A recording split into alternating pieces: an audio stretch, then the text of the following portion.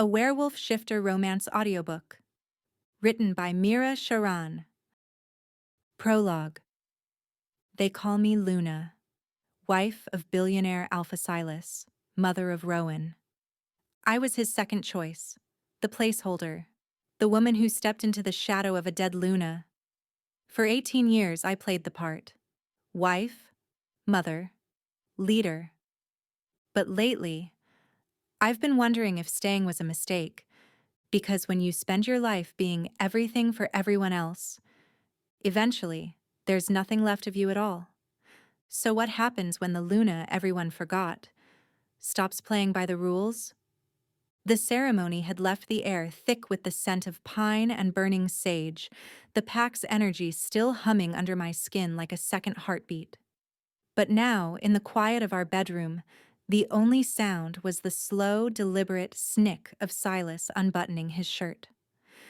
My fingers twitched at my side. It had been years. Years. And the hunger inside me wasn't just a whisper anymore. It was a scream. I stepped closer, the floorboards creaking under my bare feet. He didn't turn, but his shoulders tensed, like he already knew what I was about to do. "Let me help," I murmured, reaching for the last button. My fingers brushed against his chest, warm and firm beneath the fabric. His breath hitched, just barely, but it was enough to send a spark straight through me. I swept the dark strands of hair from his forehead, my thumb tracing the sharp line of his brow. "It's been a long time, Silas." My voice was low, rough with need. "Shall we?" For a moment, just a breath of time, he looked at me, and then he stepped back. "I'm exhausted, Arya." He said. Cold. Distant. The words landed like a blade between my ribs. I stood there, the heat in my veins turning to ash, as he climbed into bed without another glance. The sheets were crisp, untouched, like everything between us now. I slid in beside him, the space between our bodies a canyon. The mattress might as well have been made of ice. I burned. Minutes, or maybe hours, passed before I gave up. The moonlight spilled through the window, painting silver streaks across the floor as I slipped into the bathroom. The door clicked shut behind me, sealing me in with the ghost of what I used to be. The mirror didn't lie. 41 years old. Wrinkles brushing the corners of my eyes like quiet betrayals. The soft hollows beneath my cheekbones. Time had been kind, but it had still left its marks. My fingers found the lace of my gown, sliding it down, first one shoulder, then the other, until the fabric pooled at my feet. I stared at my bare reflection, my chest still full, still firm. I cupped one in my hand, breathing in deeply. "You have the fire in you, Arya." Damon's voice slithered through my mind, dark and honeyed, like whiskey poured over a wound. My knees buckled just a little as I stepped into the tub, the warm water cradling my legs, sliding up my thighs until I sank in fully. The moonlight from the high window cast a silver glow over the water's surface. My body felt both exposed and hidden, safe in the dark, aching in the light. One palm cupped my chest, thumb tracing the edge of a forgotten hunger. The other drifted lower, fingers trembling as they dipped between my thighs. But it wasn't just about desire. It was about loneliness, silence, years of sleeping beside a ghost. I was slick, desperate. My head fell back against the marble rim of the tub, lips parting in a soundless gasp as I imagined him. Damon's hands, his mouth, the way he used to pin me down and take what he wanted. "Not today, Damon." My voice whispered through the steam, my past answering me in return. "Okay, we stop from tomorrow, Arya, promise." His laugh, rough and sinful. But we never did. Not really. My fingers plunged deeper, faster, the water sloshing as my hips lifted, chasing the release just out of reach. Pleasure coiled tight, then tighter. My breath caught, hands slowing as exhaustion rolled through me like a crashing tide. A final shudder of want, followed by nothing but silence. I lay there, eyes stinging from the truth more than the heat, water lapping gently at my chest. I didn't cry, but I felt hollow, like the moon had left me too. The smell of toast and sizzling eggs curled through the air like a lazy Sunday memory, though it was only Monday. The kitchen was still dark in the corners, washed in soft morning gold as sunlight filtered through the wide windows. I stood barefoot on the cold tile, buttering a slice of bread with more care than necessary. Anything to keep my hands busy. Behind me, the chair scraped softly as Silas sat at the table, shoulders stiff under his gray suit jacket. Same routine, same silence, the kind that gnawed on your thoughts. He tapped absently at his phone, probably already halfway into a meeting that hadn't even started. "Want jelly?" I asked. He didn't look up. Just butter. "Of course. Always just butter." I set the plate down in front of him without meeting his eyes. My chest felt tight with unspoken things, a familiar ache. Marriage can turn into a long hallway of closed doors if you're not careful, and we'd stopped opening them years ago. Then, warmth. Arms wrapped around my neck from behind, and a mouth pressed a soft kiss to my cheek. That smell. Leather, pine, and a hint of something spicy. So achingly familiar. I didn't even have to turn around. Elsa's anchor and forgot how to swim for myself. Good morning, Mommy. Came the playful rasp behind my ear. I smiled without thinking. "Good morning, Ro." He moved beside me, taller than I remembered from just yesterday, tousled black hair falling over stormy gray eyes that still held flecks of gold. Sophia's eyes. But it was me he'd grown up calling Mom. Morning, Dad. He added with a nod to Silas, who grunted in response, barely lifting his gaze. What's for breakfast? Rowan asked, hopping up on the kitchen counter like he used to when he was little. "Bread, butter, omelet," I said, turning off the burner. "Nothing fancy." It's perfect. He grinned. I'm starving. Also, tonight, I'm heading to the club. Rose and the whole gang are coming. You're coming with us. I raised an eyebrow. "To the club? With you, 20-somethings? Why not? You're way cooler than half my friends' moms. He winked. Before I could answer, Silas's voice cut in, low and firm. Your alpha training begins next week, Rowan. You should start preparing. Rowan's jaw clenched just slightly. That tension between them, it always hung in the air like static before a storm. That's why I'm going. He said, cool and collected. To enjoy the last few nights before the real grind starts. He turned back to me. Come on, Mom. You never go out anymore. You need to let your hair down. Boring alpha over here hasn't taken you anywhere in years. I couldn't help the laugh that broke out of me. Loud, free. The kind I hadn't heard from my own lips in weeks. Silas's eyes flicked up. Sharp. Cold. Rowan saw it and straightened up, biting back his smirk as he began cutting into his omelet like a good boy. But under the table, his knee nudged mine. A silent inside joke, the kind only people who'd walked through fire together understood. As I poured coffee into a mug, my gaze drifted out the window. He looked up now, eyes softer. You okay, Mom? I nodded, though the truth sat heavy in my chest. Just tired. Tired of what? He asked gently. I met his gaze. There it was again, his uncanny ability to see right through me, like he'd always known the parts I'd tried to bury, my sadness, my sacrifices, my silence. Just everything, I said, voice quieter than I meant it to be. He reached across the table, brushed a crumb from my cheek. You're still the strongest person I know. And for a second, I believed him.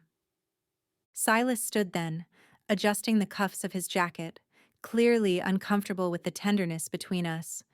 He muttered something about a meeting and walked out without a word of goodbye. Rowan's eyes followed him, jaw tight. He doesn't deserve you.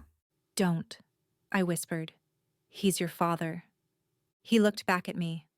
No, he's his father. You're my mother. There's a difference. I bit my lip, looking down at the table. It's not that simple, Ro. It never is, but it should be. Outside, the wind picked up, shaking the branches just enough to make the leaves whisper secrets. I wondered, not for the first time, if any of them were about me. About the woman I used to be, before I became everyone else's anchor and forgot how to swim for myself. Are you coming with us, Mom? Rowan asked, breaking the silence. I gave a small smile. Nah, sweetheart. It'd just be awkward. He nodded slowly, but I could see it in his eyes. He wasn't buying it. And just like that, he was gone. Plate in hand, heading to the sink, whistling some old country tune his mom used to love. I stood there for a while, toast cooling in my hand, heart warm and aching at the same time. The sky was bruised with soft gray clouds, and the wind moved like a whisper, tugging at the silk scarf around my neck. Even the weather remembered her. I stepped into the back of the black Lamborghini, the leather seat smooth and cold beneath me. The door closed with a hush. Ivory roses sat beside me, wrapped in deep green ribbon, Sophia's favorite. The maids in the front were quiet, their eyes down, sensing this wasn't a day for chatter. Sophia would have turned 45 today. It's been 18 years. I could still hear her laugh in the wind sometimes. Still see the gold in her hair when the sun caught mine just right. We passed through winding hills and oak-lined roads, the kind she'd loved driving on with the windows down, music loud, hair everywhere. She used to say the wind made her feel free, like nothing could catch her. Now she lay beneath it. The cemetery came into view like a ghost from memory. Polished black gates, trimmed hedges, silence so still it pressed against your chest. We stepped out. I adjusted my long coat, black cashmere belted at the waist and smoothed my hair. The heels of my boots crunched softly against the gravel path as I walked past rows of marble markers. My heart tightened with every step toward her stone. Sophia Ray Blackthorne, beloved daughter, mother, Luna. Gone, but not forgotten. The words never got easier. I knelt, brushing my fingers across her name. The stone was cold. The pain wasn't. Happy birthday, Soph, I murmured. The maids began to quietly clean around the grave, dusting leaves, clearing the base. But I stayed still, the bouquet still clutched in my hands. I looked up at the sky, blinking fast. I did what they asked. I became Luna. I became his wife. I raised your son. I gave them everything, and I lost myself in the process. God. Damon. I sank lower on the grass, resting my hand against the earth. I loved him, you know, I whispered. I still do, maybe. Flashbacks came like waves, uninvited, but relentless. It happened the year I turned 23. Sophia was driving back to Silver Hollow with little Rowan buckled in the back seat. It was supposed to be for my 23rd birthday. Rowan was only 5 back then. Quiet, serious, always glued to her hip. I was supposed to be with her. We were going to celebrate, laugh, make a whole day of it. But I'd made other plans with Damon. Damon Holloway, the Prince of Shadow Ridge. The kind of man people whispered about but never dared to challenge. 6'3", with that broad-shouldered, slow-burning intensity, Damon moved like a man who owned every inch of space he stepped into. Quiet confidence, unshakable presence, a power wrapped in quiet rage. But with me, he was something else entirely. He was fiercely protective, possessive in a way that made me feel safe, not suffocated. If someone looked at me wrong, they saw another side of him. But with me, he was hands to my cheeks. He was fingers tracing my jaw. If I was exhausted, he held me. If I was angry, he let me rage. If I was scared, he stepped in front of it. I didn't have to ask, he knew before I even said a word. I was in love. The kind of love that makes your heart race and your judgment slip. Wild, young, and completely swept up in it. Damon had invited me to Shadow Ridge, and I was finally ready to introduce him to my family. But at the last minute, I canceled. Told Damon we'd do it next week instead. Said I needed to be home. But fate had other plans. The call came just after midnight. Sophia's car had slid off the icy bend, smashed into a pine tree outside the pass. She died on impact. Rowan survived, barely, pulled out from the back seat by a passing traveler before the engine caught fire. I remember my knees buckling, the way Mom screamed into her hands, the way Dad sat still, eyes blank, like he couldn't process a world without his firstborn. I remember racing to the hospital, the sterile smell, the sound of machines beeping, and Rowan's tiny voice asking, "Where's Mama?" No one answered him. No one could. I moved into the fortress the next morning. Silas hadn't spoken more than 10 words since the accident. His grief was a wall, cold and towering. He didn't hold Rowan. He didn't eat. He buried himself in meetings and strategy, while I cradled Rowan night after night, wiping away his tears, singing lullabies I hadn't sung since childhood. And then came the pressure. "He needs a mother." Mom said, her voice tight with desperation. "Silas needs a Luna. The pack needs a face to follow." But I'm not her, I cried. I'm not. You're her sister, My father cut in.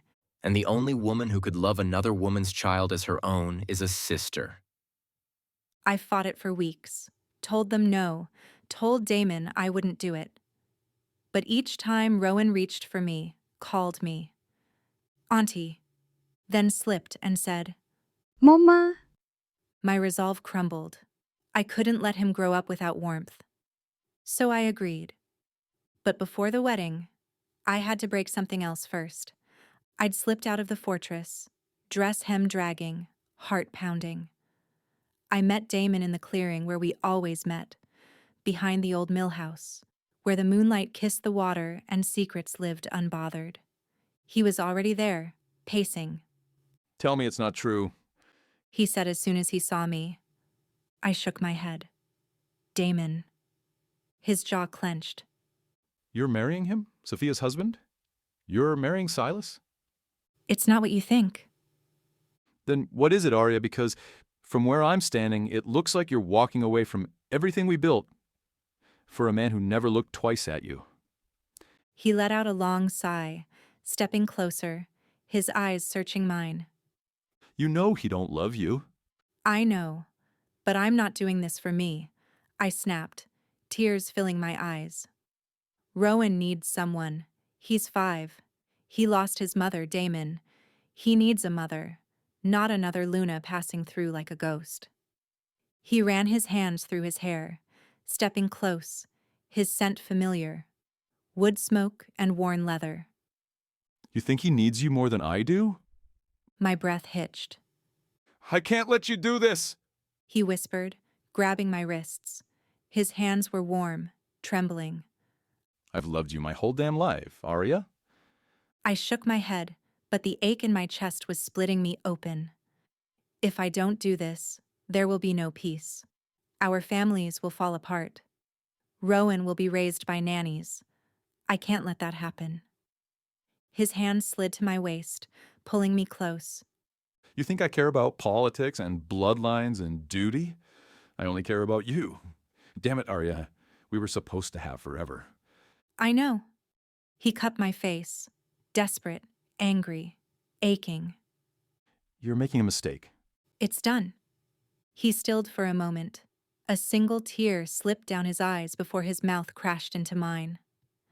I gasped as he kissed me, possessive, bruising, full of all the things he couldn't say. His tongue slid into my mouth like he needed the taste of me to survive the goodbye. I clutched at him, nails digging into his coat, kissing him back like it was the last air I'd ever breathe. Because it was. When he pulled away, his forehead rested against mine. You're not mine anymore, are you? Tears spilled down my cheeks. The words caught in my throat as I walked away from him. The wind picked up again, pulling me out of my thoughts. I placed the bouquet down, smoothing the petals gently. "I love you, Soph," I whispered.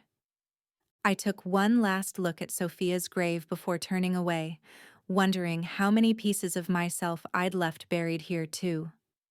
As I stood, wiping my hands on my coat, a shadow fell over me. One of the guards from the fortress.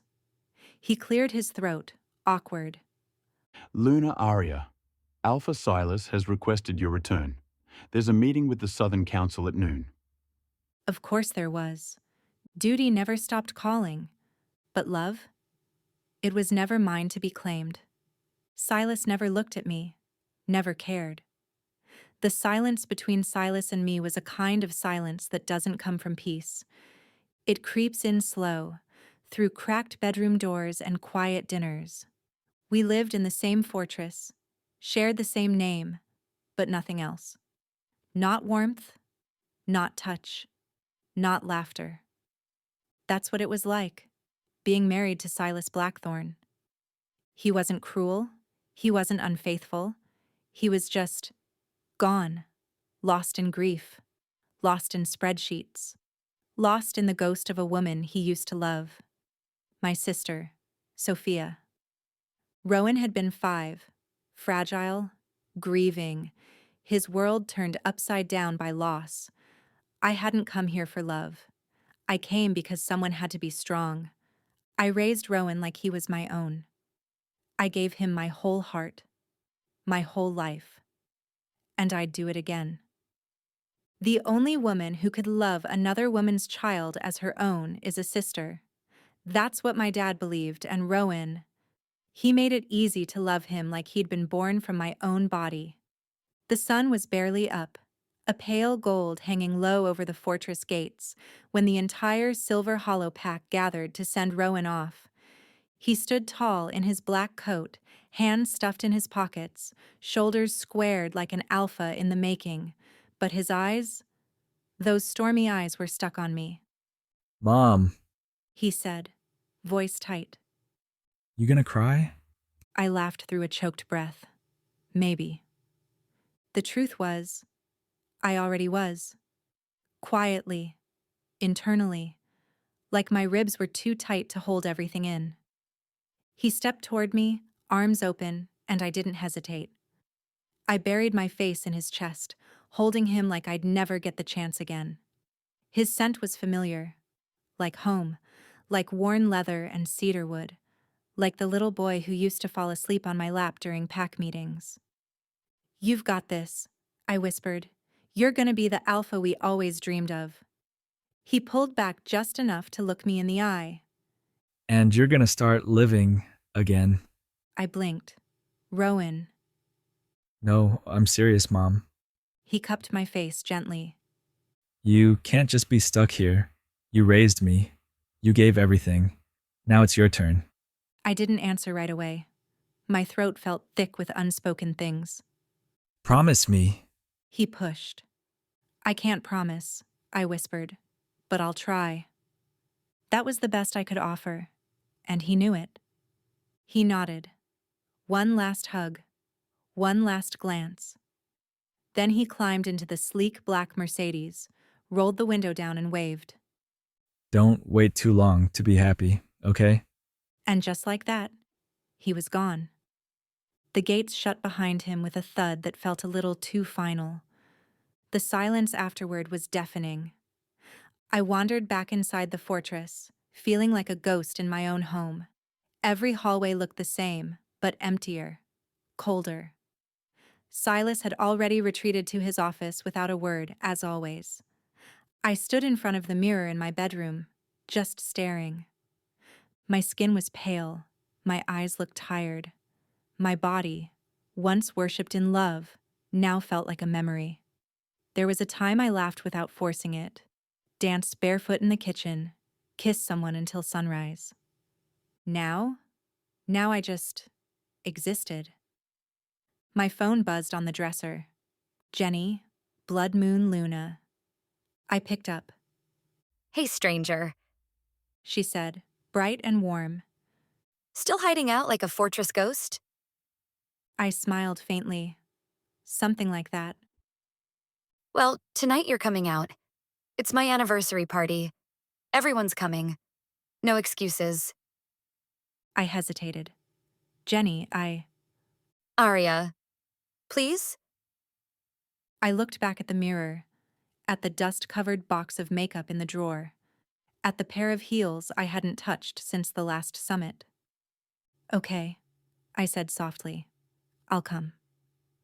By 7, I stood in front of the mirror again, this time in a body-hugging emerald gown that shimmered like liquid moonlight. I curled my hair, letting it fall over one shoulder, slipped into stilettos that made my legs look like they remembered how to seduce, painted my lips in the same bold red I used to wear when the life was easy. The lipstick was defiant, a whisper from the past, a dare to feel alive again. I took one last look. Arya Blackthorn, Luna, survivor, woman, ready. And then, without waiting for doubt to catch up, I walked out the door. The city lights blurred past me as I drove down the winding hill road, the tires of the black Lamborghini gripping the pavement like they had something to prove. My fingers clenched the steering wheel tighter than necessary. I hadn't worn heels in years. My lipstick felt foreign. My reflection in the rearview mirror, almost unrecognizable. The phone buzzed in the passenger seat. Jenny, I answered on speaker. Are you coming, Arya? Her voice was warm, excited, a little tipsy. I cleared my throat. Yes, I'm on the way. Just 5 minutes out. Good. I saved you a seat. Click. I sighed and pulled into the circular driveway of the Blood Moon Pack estate. Spotlights lit the tall stone columns. White roses lined the walkway like some modern fairy tale. Everything screamed celebration, joy, love. But all I could feel was this quiet ache in my chest that hadn't left in years. Inside, the ballroom was already alive. Music, laughter, clinking glasses, and the smell of vanilla cake and champagne. Jenny looked radiant in a shimmering silver gown, her arm wrapped around her husband like he was everything she ever dreamed of. They cut the cake, kissed, fed each other with smiles in their eyes. I stood off to the side, sipping wine I didn't want, watching them like an outsider peering through glass. Jenny waved me over eventually, dragging me into conversation about the kids, the pack, our old wild days, back when we both had different last names and danced barefoot on rooftops. I smiled, laughed when I was supposed to, but inside, I was drifting. And then, I heard it. That voice. Low. Rough around the edges. The kind of voice that made you want to turn your whole body toward it even before you realized who it belonged to. Jenny, you're there. I turned. My heart turned with me. Damon. Time hadn't touched him much, just made him sharper. Still broad-shouldered, still heartbreak handsome. His black suit hugged his body like it had been stitched onto him. Hair combed back, but still with that one lock that always fell onto his forehead when he got frustrated. He wasn't just Damon Holloway anymore. He was Alpha of the Shadow Ridge Pack. And he wore that title like it was etched into his bones. Power clung to him, but so did something else. Something deeper. That same magnetic pull that once made my knees weak. But it wasn't just him. A woman, young, early 30s maybe, clung to his arm. Her dress was fire engine red, and his hand was low on her waist like it belonged there. He handed Jenny a bouquet and wished her a happy anniversary. Then he saw me. His smile faltered, his brows pulled together. For a second, I swear the air changed. Arya? He asked, voice quiet. I nodded, lips parting. Jenny caught the moment and, ever the tactful Luna, stepped away with a wink. I'll let you two catch up. Damon's eyes didn't leave mine as he walked over, slow and confident. That same walk that used to make me weak in the knees. You look different. He glanced me over. I'm not 20 anymore, Damon, Come on. he said simply. You're still beautiful, just lost yourself. My heart clenched. This is Margaret. He added, finally tearing his gaze from me. Margaret, this is Arya, the first love of my life. Margaret's smile froze for just a beat. She tucked her arm tighter through his, hiding whatever jealousy flickered in her eyes. Nice to meet you, She said, with just a little too much sweetness. You too, I replied, polite. Then the music started, a slow, old song, familiar, painfully so. Damon turned back to me. Dance with me. I shook my head lightly. No, Arya. He leaned in, voice lower now. One dance for old time's sake. I hesitated. Everything in me said run, but something else. The part of me that still remembered what it felt like to be held, really held, nodded. His hand slid around my waist like it used to. Strong, gentle, possessive in that way only Damon knew how to be. Our bodies fell into sync before I even realized we were moving. The world around us faded, like it was holding its breath, and for the first time in years, my heart remembered how to beat. Really beat. Like something inside me had finally woken up, reminding me I was still alive. He spun me slowly, his hand tightening at my lower back. You still smell like vanilla. He murmured. I smiled, soft and sad. You still know how to make it hard to breathe. He chuckled under his breath, but there was pain in it. Regret. Longing.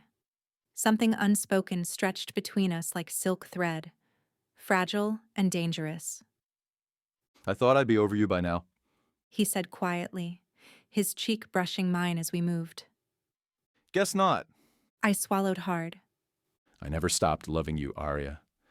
Not even for a damn second. I just stopped saying it aloud. The music carried us. My heart was a mess. My body remembered every inch of him, his heat, his rhythm, the way he always knew when to pull me closer and when to let me breathe. And yet, this wasn't the same as before, because nothing was. We were older, sadder, wearing our regrets like armor. But in that moment, swaying to a song from a lifetime ago, I felt young again. My cheek grazed his shoulder as we turned. I didn't lean in, not fully, but I didn't pull away either. Then my gaze caught something beyond his shoulder. Margaret standing stiff near the bar, a glass of champagne trembling slightly in her hand. Her lips were pressed into a line, and her eyes, they weren't blank. They were burning. Damon, I murmured, pulling back just slightly. She's watching. He turned to glance. His grip loosened. Let her watch. She looks uncomfortable, I said gently. You should go to her. For a second he hesitated, his jaw clenched. But then he nodded once and let go of my hand. I'll be back. I didn't say anything, just turned and stepped off the floor, trying to still the racing in my chest. I found Jenny chatting near the dessert table and slid beside her, forcing my lips into a polite smile. You okay? She asked, eyeing me sideways. I shrugged. Define okay. Before she could respond, my eyes flicked back toward Damon and Margaret, and I saw it. They were arguing, not whispering, arguing. Her hands flew up in frustration.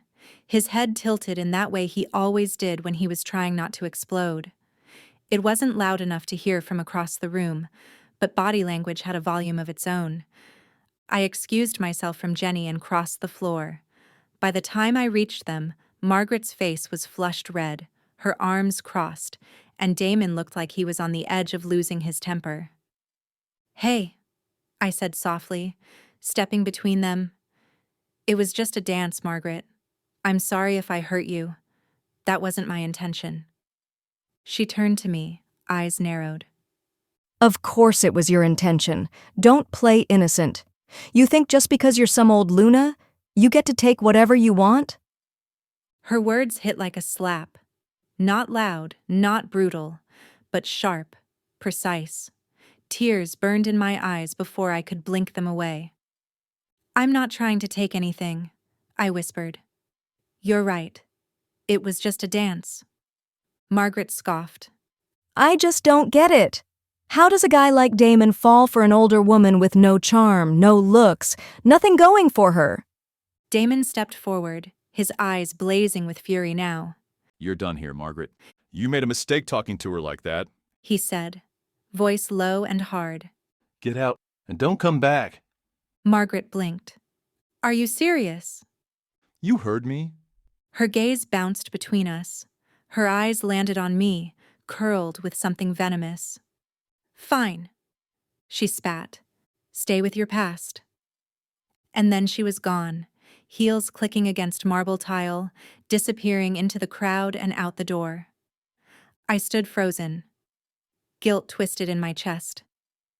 "Damon, I'm sorry," I said quietly. "I didn't mean for any of that to happen." He shook his head. Don't be. It's not your fault. Honestly, I never felt anything real with anyone after you. I looked at him, searching for something to say, but the words wouldn't come. He smiled, a little sad, a little boyish. Can I have your number? Just to check in, as a friend. I hesitated, then nodded slowly. "Okay." We exchanged numbers. The air between us hung thick with something unspoken, something old and fragile and alive. He looked at me, head tilted slightly. Do you even recognize yourself anymore, Arya? I opened my mouth to answer, but the words just wouldn't come. You used to laugh louder, dance barefoot in the rain, ramble about the craziest things, and I listened to every word. He said with a soft chuckle, shaking his head. You carried yourself like you owned the damn world. And now? His voice dropped. It's like you don't even recognize yourself anymore, Arya. I couldn't answer, he was right. So I just stood there, silence thick in my throat, as he turned and walked away. Our goodbye was quiet, but God, it still echoed. The drive home felt longer than usual, even though it wasn't. I pulled into the fortress driveway. The iron gates creaked shut behind me, locking me back into a silence I didn't miss tonight. My phone buzzed just as I stepped out of the car. Damon. Hey, did you reach? I stared at the screen for a second, feeling something shift in my chest, like warmth fighting through frost. Me. Yeah. Another buzz. Damon. Good night. I didn't reply. Not right away. Inside, the halls were dark except for the low amber light from the chandelier above the staircase. My heels clicked against the hardwood. It echoed. Too loud. Too alone. Our bedroom door was cracked open. I pushed it gently. Silas lay on his side, turned away, the sheets barely wrinkled around him. Not a sign of waiting up. Not a sign of caring. I sighed, toed off my heels, peeled off the gown, and looked at myself in the mirror as I cleaned my face. Mascara smudged under tired eyes. Red lipstick faded. Hair half fallen from the pins. I looked like a woman halfway between who she used to be and who she didn't know how to be anymore. Slipping into a cotton tee, I climbed into bed beside him. He stirred once. You back? His voice was gruff, barely awake. Yeah. That was it. He turned over and fell asleep again. I lay there with my eyes open, staring out of the window. My skin still buzzed where Damon's hand had held my waist. My breath had caught more than once tonight. And not because of the party. Because of him. Because of the way he looked at me like I wasn't forgotten. Like I wasn't invisible. Midnight. My phone buzzed again. I scrambled for it quietly and turned the sound off. Damon. Sleeping? I stared at the message. Me. No. There was a pause before the next one came through. Damon. You should try. Long day. Me. Why are you still up? Damon. Can't take my thoughts away from you. I blinked. My breath caught. I bit the inside of my cheek and typed slow. Me. You always say the right thing. Damon. No, just the true thing. Silas shifted in bed, exhaling softly. I didn't move. I felt like I was cheating just by feeling something. But it had been so long since someone asked me how I was without it being about the pack. Damon. Can I ask something? Me. Sure. Damon. Why have you become like this, Arya? I sat up, heart thudding in my chest. My thumbs hovered over the screen. Everything felt like it was splintering, quietly, invisibly, but real. Before I could even respond, another message lit up. Damon. Are you happy with him? Silence stretched. The air felt heavier. I typed slowly. Me. I don't know, Damon. A beat passed. Damon. Don't lie to me. I feel it. I've always felt it. You know I waited for you, right? You know that? I swallowed, my throat thick. Me. I know. Damon. Everything changed after she died, but I didn't. I still loved you. I blinked fast, letting the tears fall this time. I didn't answer. I just stared at the screen, heart pounding like it was 20 years ago. Silas was fast asleep, his back to me. His heart locked up somewhere I'd stopped trying to reach.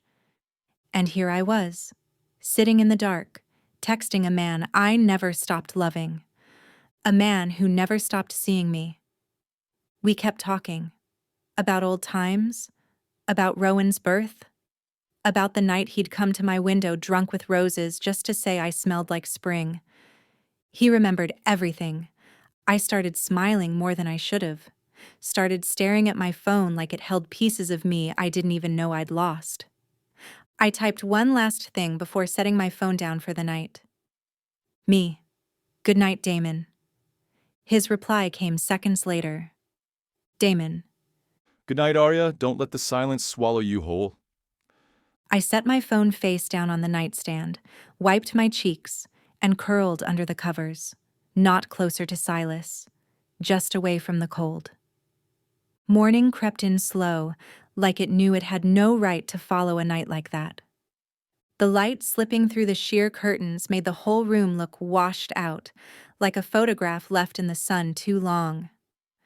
I rolled over and blinked at the ceiling, heart already pounding in that way it does when sleep doesn't do what it's supposed to. I hadn't dreamt.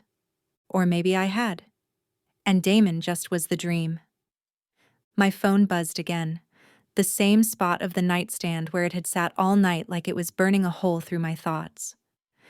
Damon. Good morning.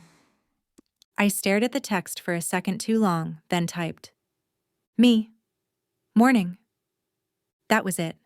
No emoji. No heart. Just bare bones. Honesty. I got up and washed my face like it would help me feel clean. It didn't. I stayed busy. I scrubbed the day with everything I had, sorted pack files, checked border reports, talked with the scouts, trained with the young wolves till my limbs ached. I forced myself to smile when Rowan called from training camp. He sounded lighter than I felt. But somewhere, Between organizing inventory for the healer's hut and trying to remember if I'd eaten lunch, I felt it. The ache, the pull. Like something was missing even when everything was technically in place. At dusk, I finally checked my phone again. Damon. Happy Easter, Red. I blinked. Easter? I stared at the date like it was some kind of joke. No pastel eggs, no family brunch, no decorations. My heart kicked a little as I typed. Happy Easter, Damon. I barely locked the screen before it lit up again. Damon. Why don't we catch up? Meet me at Euphoria tonight. It's one of the best clubs in North Carolina. I didn't answer right away. I just stared at my reflection in the kitchen window. My hair was tied back in a messy bun, cheeks flushed from the late sun, old hoodie clinging to my tired frame. And then I did something stupid. Something romantic and reckless. I went upstairs, opened a box in the back of my closet, and pulled out that dress. Red and gold. The fabric still held the faintest scent of jasmine and old memories. I ran my fingers along the seams. God, I hadn't worn it since high school, since the night I met him, wide-eyed and wild-hearted, in a crowded gym at homecoming. Back when love didn't feel like war. I slipped it on, painted my lips red, curled my hair with hands that trembled just slightly. I was slipping into my heels when I heard the door creak open behind me. Where are you going? Silas asked, his voice even but not cold, just unreadable, the way it always was. I froze for a split second. My heart thudded once. Hard. Jenny's throwing an Easter party, I said, not meeting his eyes as I reached for my clutch. This was the first time I ever lied to Silas, but the lie rolled off my tongue smoother than I expected. He nodded slowly, gaze lingering. I'll drop you off. No, I said a little too quickly. It's fine. I'll drive. His brows pulled together, just enough to crease. He didn't argue, didn't ask why, just stood there for a moment too long before finally stepping aside. All right. He said, and just like that, he let me go. When I walked out to my car under the evening sky, something in me felt 19 again. The club parking lot was full. Music pulsed through the brick walls. Lights flashed behind fogged windows. I swallowed hard and stepped out of the car. The bass thumped through the floor as I stepped inside the Europea Club. The place was glowing. Soft pinks and golden lights strung across the ceiling like a fairy tale. Couples danced under them, laughter echoing off the walls, champagne flutes clinking. Easter hats, bunny ears, pastels everywhere. Even the DJ wore a ridiculous bow tie. I didn't feel like I belonged here, but I'd come anyway. And then I saw him. Damon. Leaning against the bar in that dark green button-down that hugged his chest a little too well. His sleeves were rolled up to his forearms, watch glinting every time he glanced at it. Again and again, pacing like a man about to lose his mind. I stood there for a second, just watching him, my heart ticking louder than the music. The world around us was a blur of color and noise, people dancing, spinning, shouting over the beat. And then he saw me. His eyes lit up, flickering like headlights catching something worth slowing down for. He waved once, almost shyly, then stepped closer and took my hand without asking. His fingers were warm, calloused, familiar. He led me to a booth in the corner, already half-emptied drink in front of him. His gaze dropped to the dress. He blinked, smiled. You still have this dress? He asked, voice full of surprise and something softer. I nodded. Didn't think I'd ever wear it again. You wore it when we first met. He said, the memory clear in his voice. God, I remember you.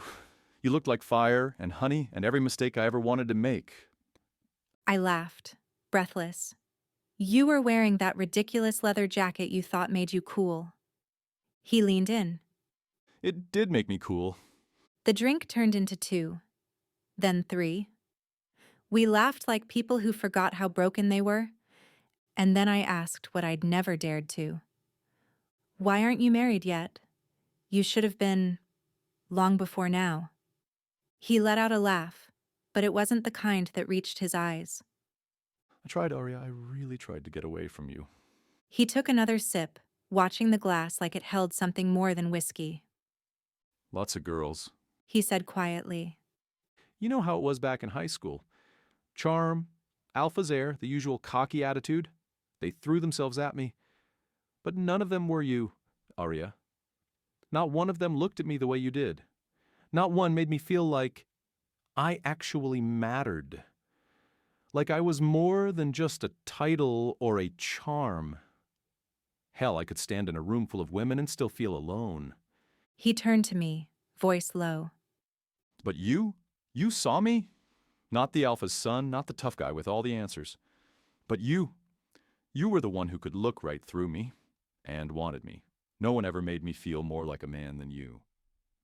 Something in my chest cracked. And then he reached for me, slowly brushing a curl behind my ear, like we weren't in a loud club, like time hadn't passed, like heartbreak hadn't scattered our lives like shattered glass. Come with me. He whispered. And I did. We slipped outside, past the back exit. The air was cooler, quieter. The brick wall behind the club was warm from the day's sun. Then he pinned me, not rough, not fast, just desperate, his hands on either side of my face, his body caging mine, not forcing, just feeling. I love you, Arya. He said, voice rough. Every inch of me still belongs to you. And then it happened. His lips crashed into mine, fierce and trembling. Not careful, not clean, just raw, real. It was fire and regret and years of silence all breaking loose. His hands tangled in my hair, his mouth searched like he was dying and I was air. And God help me, I let him. I kissed him back like I hadn't been kissed in years. Like I wasn't married. Like my body remembered him better than my brain ever could. I felt again. Alive. Desired. Like a woman. But guilt came quick, sharp as a blade. I pulled back. Too fast, too hard. My lip caught on his tooth and split. I gasped, pressing my fingers to my mouth. Arya? He whispered, reaching for me, pulling out a handkerchief. You're bleeding. I stepped away, too ashamed to meet his eyes. He gently dabbed the corner of my mouth, his face full of concern. Why are you being so cruel to yourself? He asked, voice breaking. Why do you keep running when you know what we are? I shook my head. I didn't have the words. I turned to leave. He caught my wrist. When will I see you again? I don't know, Damon, I whispered, staring at the pavement. He pressed his lips into a thin line and nodded like he already knew the answer. I'll walk you to your car. He said. I didn't fight it. He walked beside me in silence, his fingers grazing mine once. At the car, he leaned in, eyes on mine. Come on. Let me drop you. No, he sighed. Drive safe. Arya? I nodded, slipped into the driver's seat and closed the door between us. As I pulled away, I glanced in the mirror. He was still standing there, still watching, still waiting. I got back to the fortress with bruised lips and a bleeding conscience.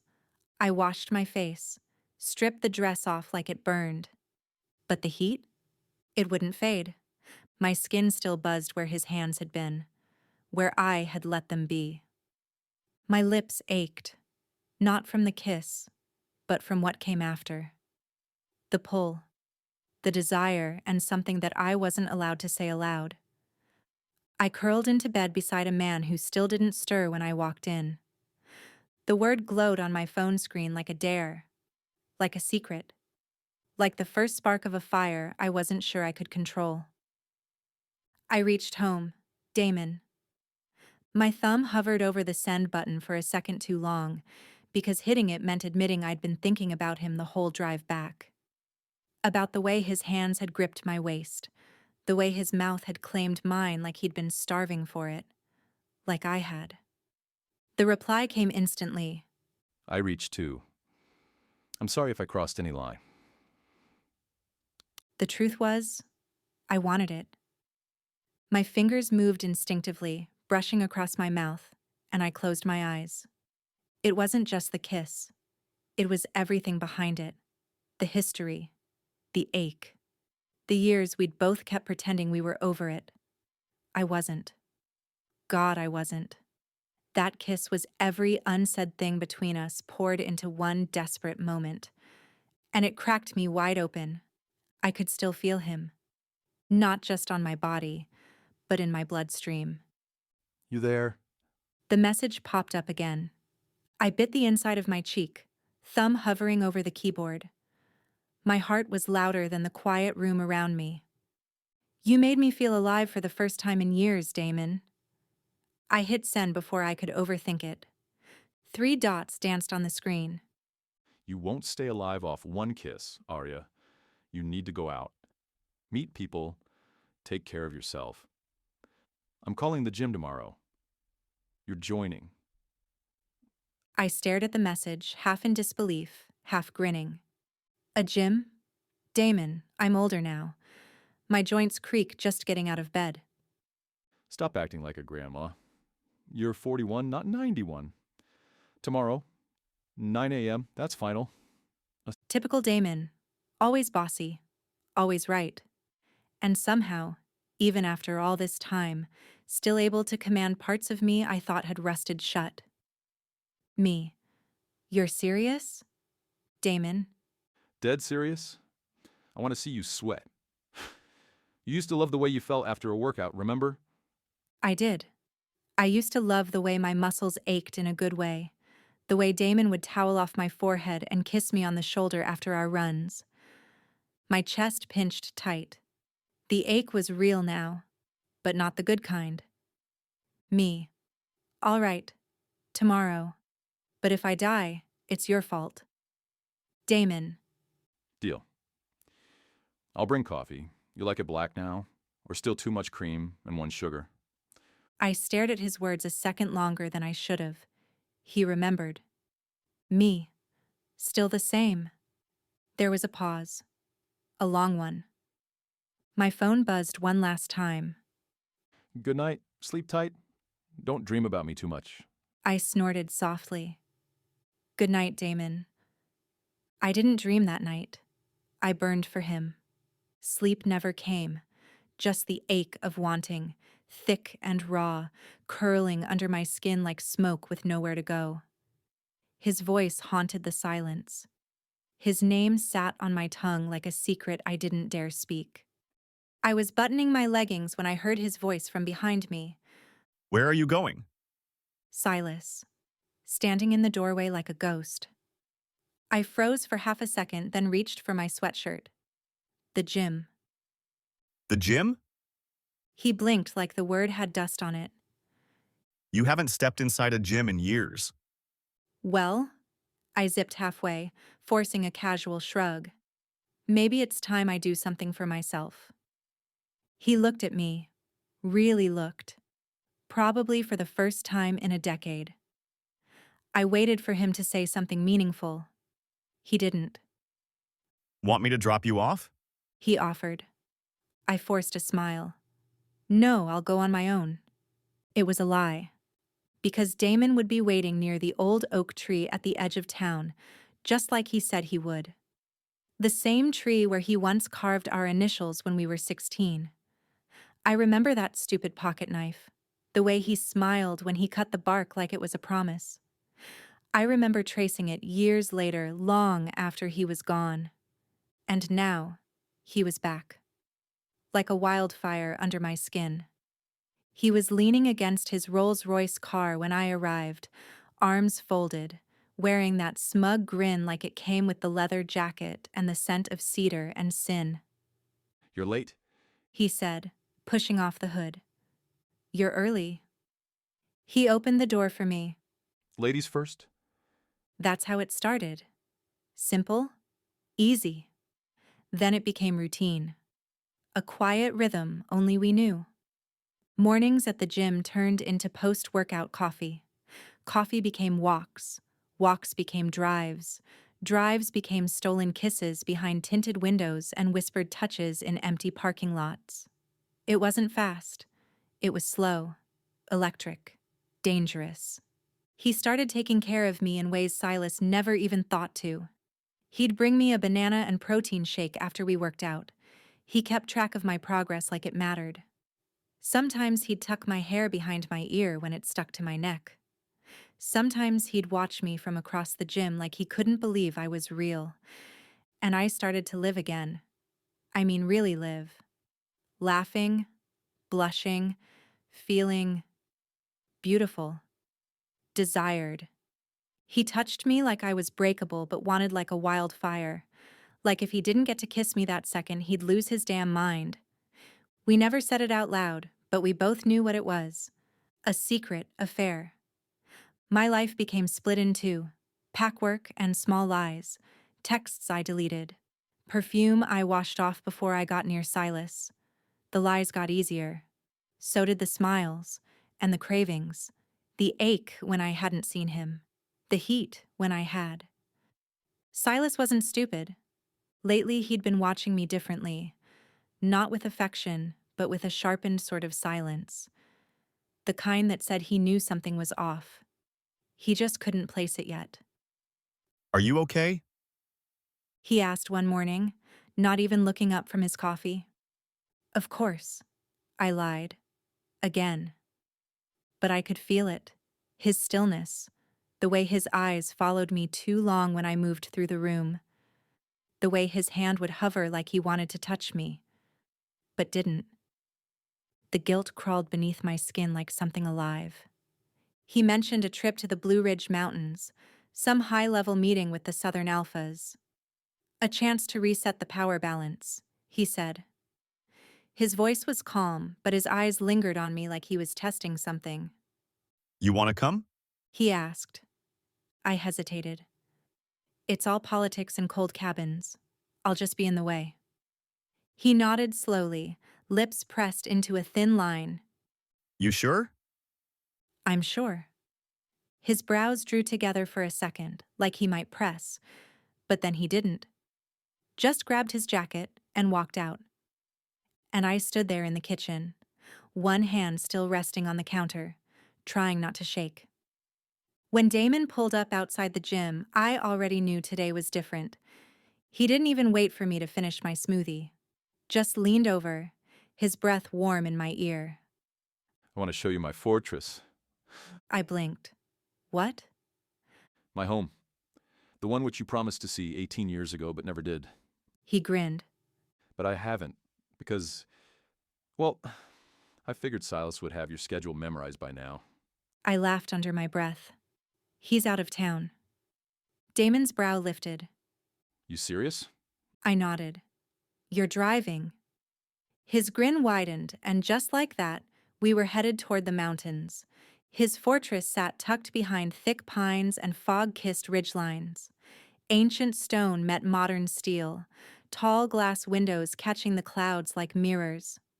Soldiers stood at the gate and bowed when we passed. Wolves in human skin, eyes sharp, but respectful. Inside was warm, welcoming. Nothing like the cold, hollow luxury I'd been drowning in. Here, the walls felt like they had been lived in. Books left open on side tables, a worn blanket on the couch, a coffee mug with a chip in it. Home, I keep it quiet out here. he said, leading me inside. No press, no politics, just peace. It's beautiful, I murmured, and I meant it. I could breathe here. Not just air, space. We had dinner by the fire. Something simple, comforting. Stew, warm bread, a glass of red wine I couldn't stop sipping. The rain started just as I set my spoon down. Damon walked to the window and unlatched it, letting the cool mountain air roll in. The rain hit the floor like music, soft and steady. I stood beside him, arms crossed, hair dampening as the wind kissed my skin. Then he turned to me. His face was half lit by firelight, and he knelt. Just like that. Dropped down in front of me like I was something holy. Pinch me. He said, holding his hand out. What? I laughed. I need to know if this is real. You're being dramatic, I teased, but my heart was thudding hard now. He leaned closer. Come on. Prove you're not a dream. So I did. I pinched his hand harder than I should have. Ow! He yelped, pulling it back. I laughed, really laughed, head tilted back, eyes damp from the release. And it felt so good I almost forgot who I was. He just stared at me, quiet, devoted. His hands resting in his lap like a man who didn't dare reach out, afraid he might wake up alone. Just be like this, He said. please. Tears streamed down his cheek. I didn't speak. Just walked over, knelt down too, my knees sinking into the rug across from him. I reached for his face, thumb brushing just beneath his eye. I don't even know who I am anymore, I whispered. You're mine, He said, soft but certain. even if the world thinks otherwise. Even if it costs me everything.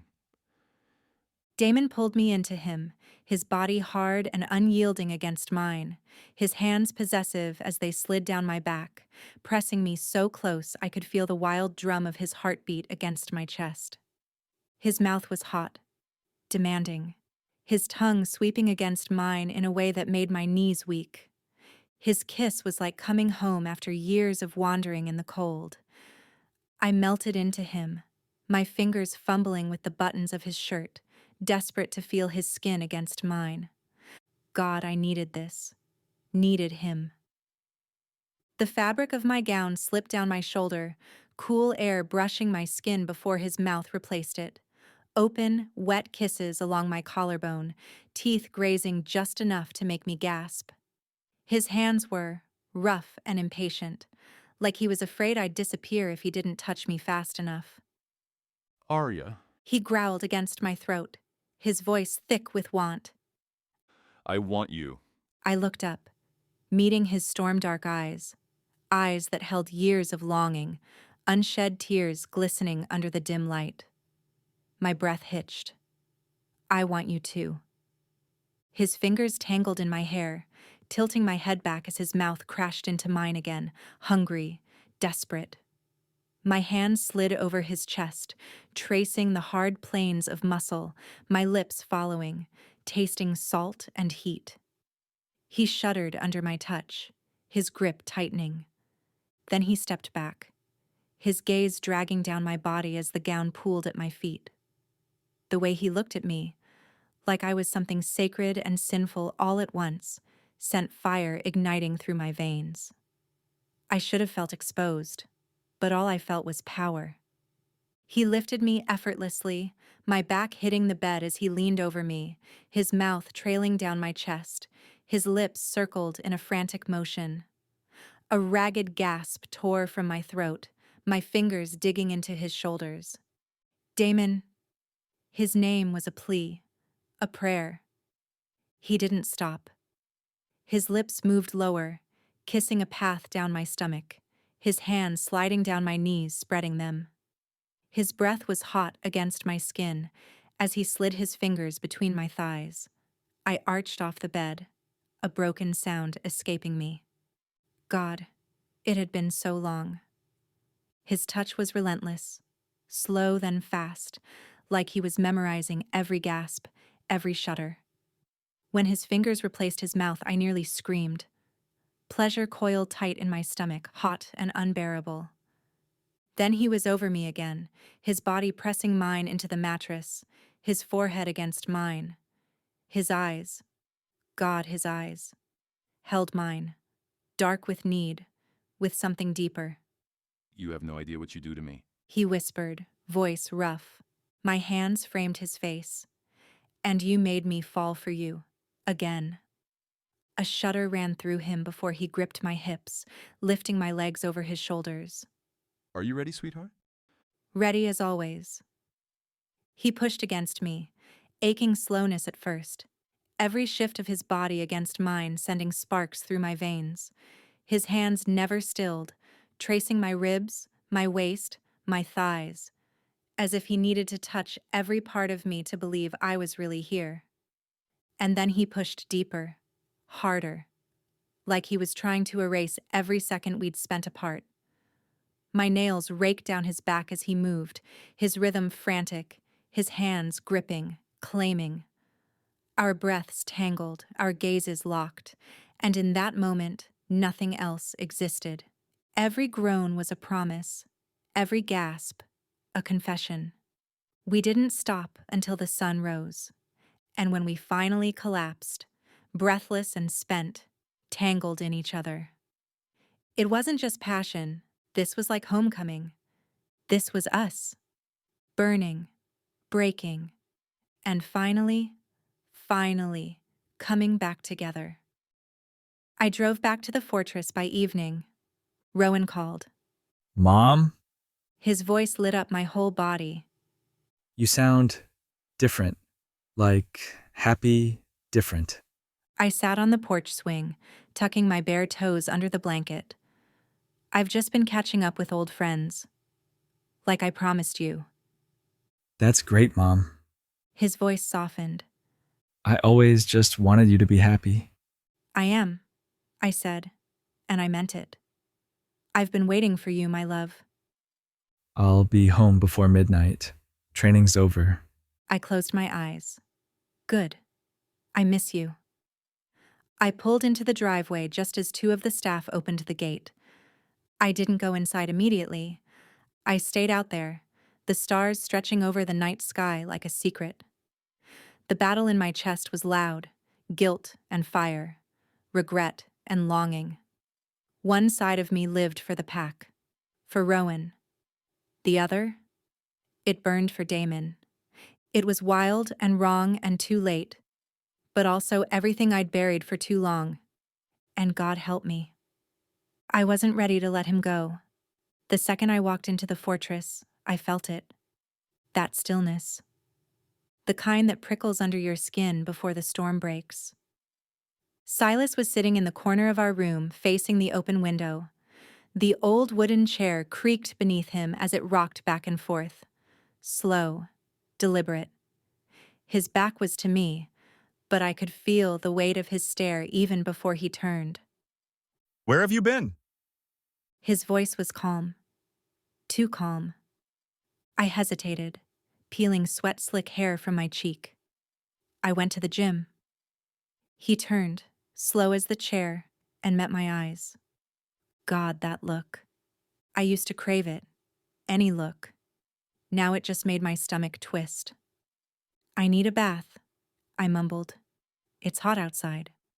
He nodded once, his jaw tight. Sure. I walked away before the silence swallowed me whole. In the bathroom, I slid the dress from my skin. Damon's touch was still there, faint red traces on my hips and collarbone, like wildflowers blooming where love had finally touched me again. My fingers brushed over one, and my breath caught. Not from shame, but from memory. I stared at myself in the mirror, and for the first time in years, I didn't look tired. I didn't look forgotten. I looked alive. Water scalded my skin as I tried to wash it all away. Guilt, fear, longing. But some things can't be scrubbed off. They live inside you, deep, where love and pain blur into one. When I stepped out in a fresh black robe, hair damp and curling at the ends, I froze. Silas was holding my phone. He didn't say a word. just held it out for me to read. His hand trembled, barely, but his knuckles were white. Damon. I can't forget last night, sweetheart. These sheets still smell like you. This fortress feels empty without you. And me, I can never be complete without you. My heart stopped. When I looked up, Silas's face was furious. His voice came low and sharp. Get dressed. Silas. I said, get dressed. I barely had time to slip on jeans and a t-shirt before he grabbed my wrist and yanked me outside. His grip was iron. The walk to the woods was silent, filled only with the crunch of pine needles and my breath catching with every step. The moonlight bathed the clearing in a silver glow. Sacred ground, pack ground. And here we were, dragging our sins straight into its heart. Silas let go of my wrist and turned to face me. Why? He asked. His voice cracked on the word. Tears welled in my eyes, spilling before I could even speak. Why did you do this now? He demanded. Why now? After all this year? I swallowed hard. My lips trembled, but I forced them to move. Because I couldn't keep dying in silence, I whispered. Because you haven't looked at me in years. Haven't touched me. Haven't asked me if I was okay. His hands clenched at his sides. You cheated on me. No, I breathed. You abandoned me first. You never saw me. Not really. You shut me out long before Damon ever touched me. He stepped forward, face twisted in pain. Damon. He was your ex, wasn't he? Yes, I said, my voice catching. And I left him. To marry you. He opened his mouth like he had something to say, but nothing came out. Just silence. Heavy. Sharp. He remembers who I used to be before I turned into this shadow of myself. We never even had a child together, I added, my voice breaking. You didn't want one with me. I was just a placeholder, a Luna on paper, and a mother by default. Arya. Why did you marry me, Silas? I snapped. Say it. He didn't answer. Because you needed someone to raise your son and wear the damn title, and you picked me because I was the safe option, but I needed more. I needed love. I needed to be seen. His face hardened. You've shamed the pack. I took a step forward, eyes fierce. No, Silas. I've lived in silence for over 20 years. I gave you everything. You gave me nothing. His fingers dug into my arm. You've shamed me. Mom hasn't shamed anyone, Dad. That voice. I turned so fast my vision blurred. Rowan. He stood at the tree line like a storm waiting to break. His hoodie was soaked with sweat, chest rising hard with each breath. His face. God, his face. Not a boy. A man. My boy. My son. His eyes burned holes into Silas. You don't get to stand here and act wounded. Silas straightened, jaw tightening. This is between me and... No, it's not. Rowan stepped into the moonlight, every word sharp and deliberate. This is about her, and I'm not staying quiet while you rip into the only person who ever gave a damn about this family.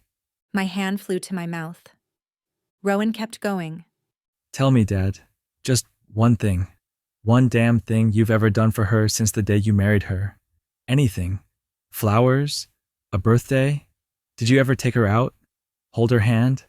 Look at her like she was more than some ghost in your wife's shadow? Rowan, Let me speak, Mom.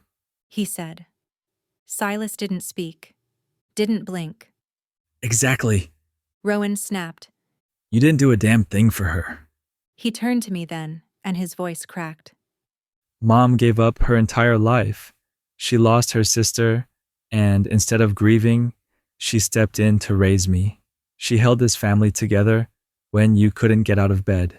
She smiled through funerals and harvests and alliance meetings while you buried yourself in business and bottles. I was crying now, chest shaking, throat burning. Rowan's voice softened. I used to hear her cry at night when she thought no one was listening. I heard every sob through those cold stone walls. Rowan, stop! Silas murmured, but Rowan stepped forward. Number you, stop, Dad. His fists were shaking at his sides. I watched her pour herself into you, into the pack, into me. And you walked right past her like she was just a duty, a Luna-shaped hole you needed to fill. Silas's eyes lowered. No more anger, just guilt. Rowan looked at me again, his eyes shimmering. You made her believe love was something she didn't deserve. You made her wait for scraps of affection, and even then, you gave her nothing. I couldn't breathe. He stepped closer to me. You gave your soul for everyone, Mom. For me. And I love you for it. But it's enough now. I shook my head, but my heart was aching with the truth. You don't owe us anything anymore. He whispered. Not me. Not him. Not this pack. You deserve to feel loved. Fully. Loudly. Not in some memory. Not in silence. Silas looked up, his voice a rasp. I didn't know how to love you. My heart cracked open. Rowan answered for me. Then you should have let her go a long time ago. Silas nodded once, slow, like every bone in him had finally collapsed. Then Rowan turned to me, his voice low and careful. I heard everything. From a friend. Damon's beta's son.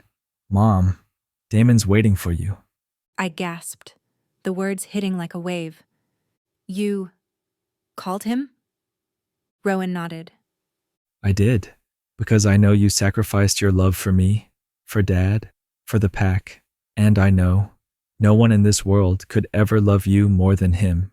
His eyes were clouded with tears as he continued. You are glowing, Mom, even when you're crying. I haven't seen you glow like that since before I knew what heartbreak even was. My lips parted, shaking. Rowan, I can't just... Yes, you can, and you will. He leaned in, voice low, forehead resting against mine. You gave me everything, Mom. Now, you take something for you. My knees buckled, but he caught me. You'll always have me, He whispered. but you don't need to keep sacrificing just to prove your worth. You're already enough. I looked at Silas one last time. He didn't say anything. Didn't try to stop me. And maybe that was the closest thing to love he could ever give. I walked away. Not fast. Not slow. Just steady. My son at my back. My future just ahead in the trees. Damon was waiting for us, leaning against his car, hands tucked in his pockets, eyes locked on us. And when he walked towards us, his eyes lit up like I was the miracle he never stopped praying for. Rowan turned to me. You ready, Mom? He asked gently. I nodded, my fingers trembling just enough for him to notice. Without a word, Rowan stepped closer and kissed my forehead. Go, Mom. He murmured. You deserve this. I blinked back the sting in my eyes. Damon stepped forward then, his presence grounding. Thank you. He said to Rowan, voice thick with something unspoken. Rowan didn't flinch. Take care of my mom. He said, his voice steady but low. I know you will. Damon's jaw tightened. Then he reached out and pulled Rowan into a firm hug. I stepped forward and Damon's hand found mine, strong and steady. He didn't say a word, just guided me toward the car like I mattered, like I always had. I turned back one last time. Rowan stood there, arms crossed, eyes shining with the tears he wouldn't let fall. That familiar grin broke through anyway. I'll keep visiting you both. He called out, waving like a kid who still believed in goodbyes. Damon and I both waved back, and as the car pulled away, I leaned my head onto Damon's shoulder, letting the past blur in the rearview mirror.